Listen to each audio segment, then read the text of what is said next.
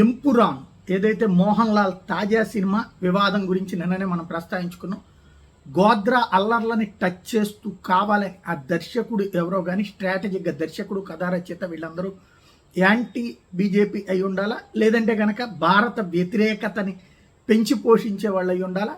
పర్టికులర్గా గోద్రా అల్లర్లను టచ్ చేస్తూ ఏదైతే సబర్మతి ఎక్స్ప్రెస్ హింసని పక్కన పెట్టేసి ఆ సందర్భంగా ముస్లింల మీద దాడి జరిగిందని, అందులో ఆ ముస్లింల్లో ఒక గర్భిణికి పుట్టినటువంటి బిడ్డకి సంబంధించి తలెత్తిన వివాదం చూసినటువంటి ఓ ముస్లిం బిడ్డ తర్వాత పెద్దోడై అందుకు ప్రతీకారం తీర్చుకున్నాడు అన్నటువంటి కోణాన్ని ప్రొజెక్ట్ చేసే ప్రయత్నం చేసినటువంటి సినిమా.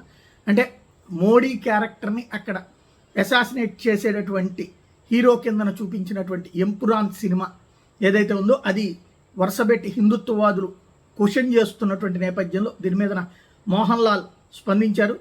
నాకు ప్రియమైన కొందరిని అవి బాధించాయి. నా సినిమాలు ఏ రాజకీయ ఉద్యమాన్ని, భావజాలాన్ని, మతాన్ని కించపరచకుండా చూడడం ఓ నటుడిగా నా బాధ్యత. అందుకే నా చిత్ర బృందం తరపున క్షమాపణ చెప్తున్నా.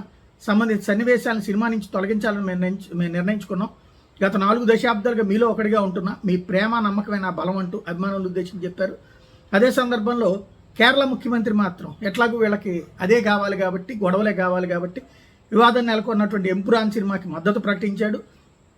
భావ ప్రకటన స్వేచ్ఛని కాపాడుకోవాలంటూ హితబోధ చేసుకొచ్చాడు. అదే సందర్భంలో తన రాష్ట్రంలో భావ ప్రకటన స్వేచ్ఛని మాత్రం అణచివేస్తుంటాడు ఆయన.